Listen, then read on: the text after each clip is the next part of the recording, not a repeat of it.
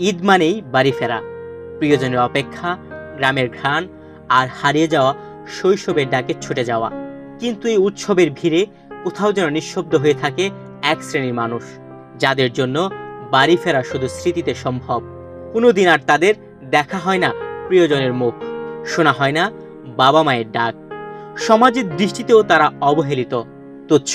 জীবনের প্রয়োজনে তাদের কাজ করে গেলেও মৃত্যুর পর লাশ দাফনের শিকার হতে হয় নানা বিড়ম্বনার। পরিচয় গোপন রেখে সন্তানকে পড়াতে হয় স্কুলে। উপার্জনের শুরু থেকে শেষ পর্যন্ত টিকে থাকার লড়াইয়ের ঠিকানা তাদের একটাই। বলছি যৌনকর্মীদের কথা। দেশের প্রতিটি যৌনকর্মীর জীবনের গল্প প্রায় একই রকম। বান্ডেল থাকলে প্রতি সেনমানিতে টাকা বাঁচবে। বিকাশ সেনমানি বান্ডেল কিনে জিতুন প্রতি লেনদেনে। দৌলতদিয়া পল্লীর যৌনকর্মী স্বপ্না। এবারের ঈদে বিভিন্ন শ্রেণী পেশার মানুষের স্বপ্ন বাড়ি গেলেও স্বপ্নার স্বপ্ন বাড়ি ফেরেনি। দুমুঠো ভাত আর অসুস্থ মায়ের সেবার জন্য এখনো অপেক্ষা খদ্দেরের। মরে গেলে এখানে দাম নাই, টাকার দাম আছে, মানুষের দাম নাই। আমাদের বাইরে যাওয়ার মতন কোনো পরিস্থিতি আগে ছিল, তো জানার পরে আমাদের বাড়ি যাওয়ার মতন কোনো সিচুয়েশন নেই। আগে হয়তো যখন আসতাম, যখন আসলাম তখন হয়তো কেউ জানতো না। এখন হয়তো আমাদের বাড়ি ঘরে সবাই জানে।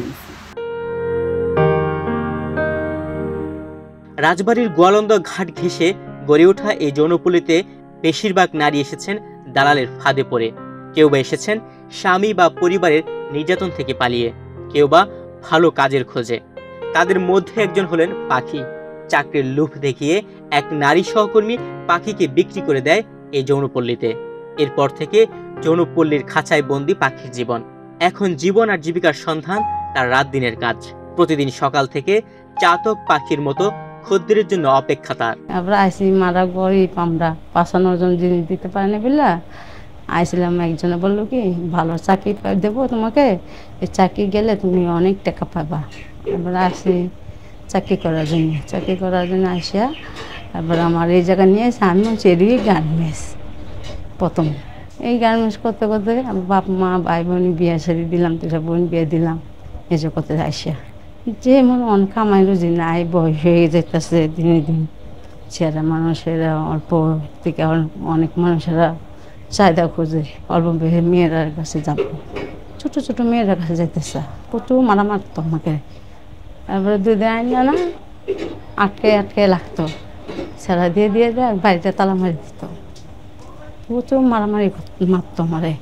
আমি বলতাম না, আমি কিছু চলে যাবো, আমি বাইরে জগতে যে বিক্রি করছে খাবো, এই জগৎ থাকবো না। কেন এই জীবনে আমার জীবন না। এই সময় আমার 16 বয়স, আমি নিতে পারতাম না। চিপা দিয়ে নিতাম। অনেক পুরুষের আবার ছাইড়া দিত মায়া খাতিরে, বলতো না তুমি এখানে কাজ করতে হবে না, থাক, তোমার পালে তাকাইলে মায়া লাগে। এবার আমার চেহারা ছিল ছোট ভিতরে, সুন্দর চেহারা ছিল, বুঝছেন, কালো ভিতরে মায়া মায়ের ইচ্ছা ছিল। কত পুরুষেরা না বাইন্দা রাখতো, তো গেট আটকে দিত।